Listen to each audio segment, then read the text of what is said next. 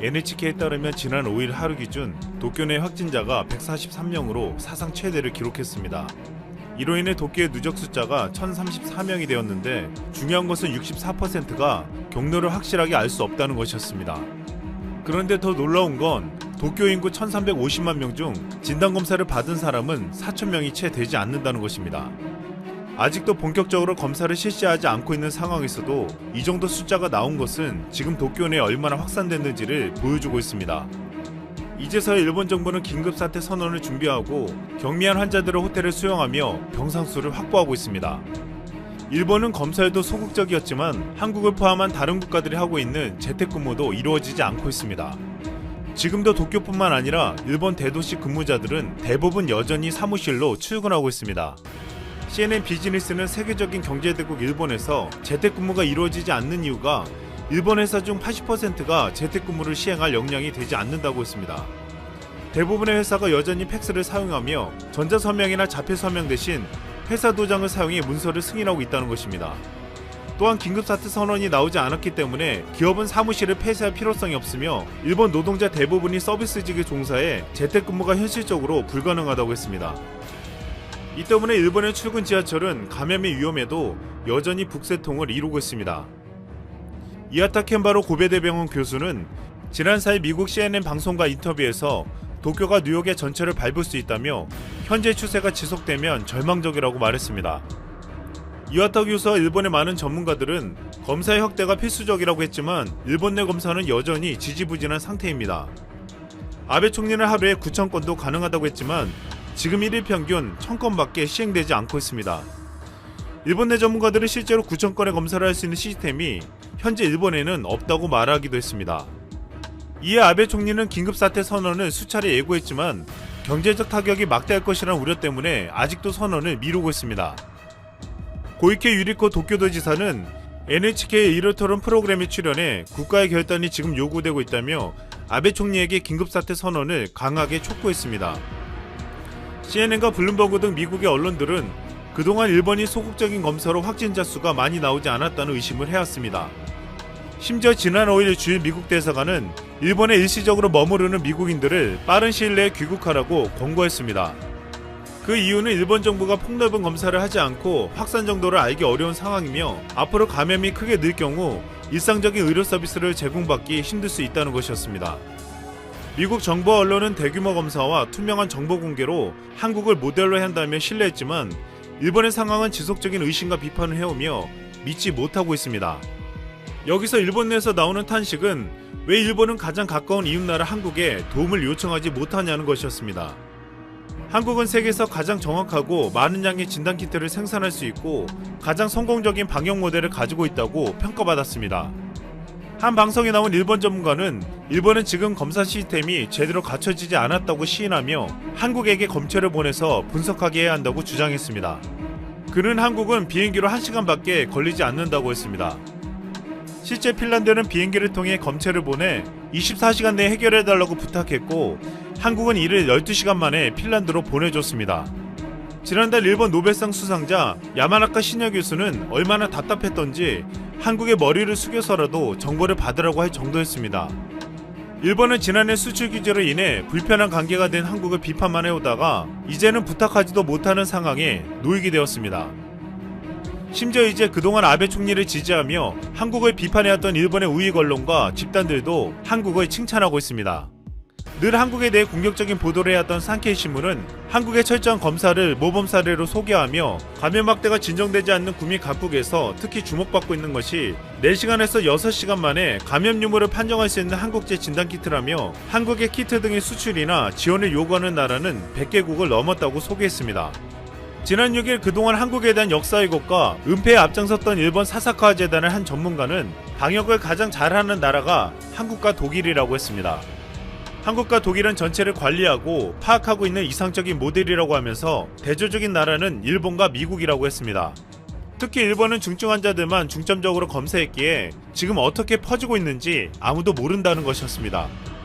처음에 일본처럼 안일하게 대처했던 미국은 지금 확진자가 32만 명을 넘어섰고 9천 명이 넘는 사람을 잃었습니다. 뉴욕에서만 12만 명이 넘었고 4천 명이 넘는 사람을 잃었습니다. 이 시점에서 도쿄는 제2의 뉴욕이 된다고 하고 있고, 미국은 지금이라도 대규모 검사를 하고 있지만 일본은 아직 시작도 못했습니다.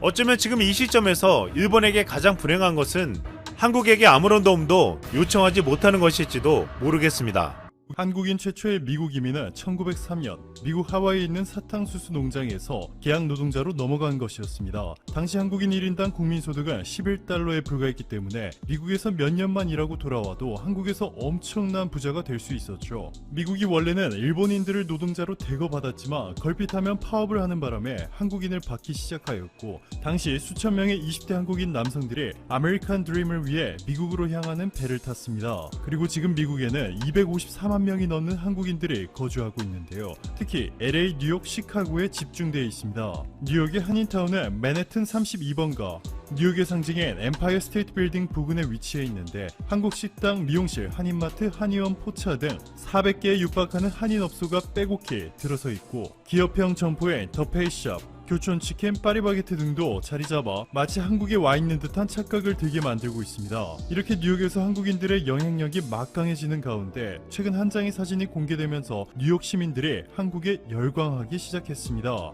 뉴욕 총영사관의 장원삼 총영사, 롱아일랜드 컨서버터리 재단의 김민선 학장, 앱솔루트 뉴욕의 김현중 회장, 미주 민주참여포럼 등의 한인사회 관계자들이 최근 뉴욕 한국 총영사관 앞에 모였습니다. 이들은 마스크 3만 5천 장, 의료진용 마스크 1200장과 함께 손소독제 5,000개를 앤드류 쿠오모 뉴욕 주지사에 전달했는데요. 이날 행사에 참여한 뉴욕주 찰스 랭글 전 연방하원 의원은 이렇게 말합니다.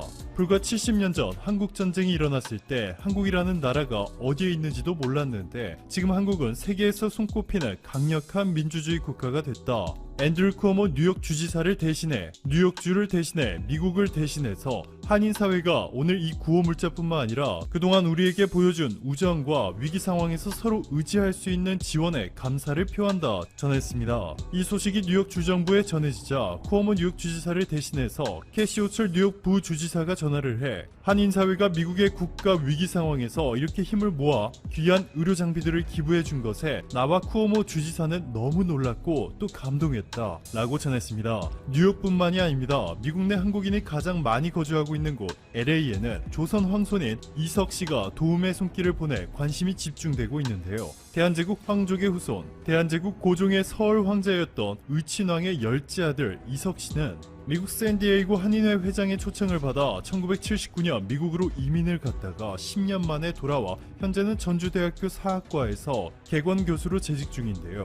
로스앤젤레스 한인회 회장 로라저는 대한제국 마지막 황손 이석씨와 미국에서 PIA라는 IT 기업을 설립한 앤드류 리씨가 LA에서 어려움에 처한 이들을 도와달라며 10만 달러를 보냈다 밝혔습니다.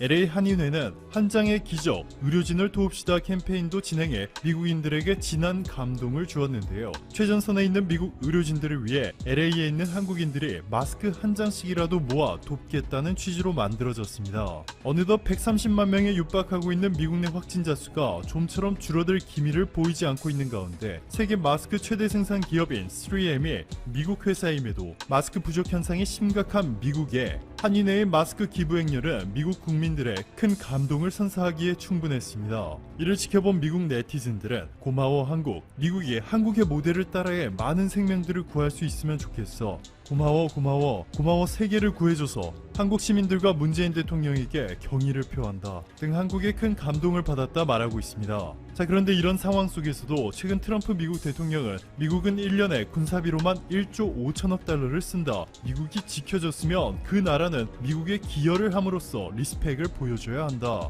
지금까지 솔직히 미국은 친구와 적 모두한테 이용당했다.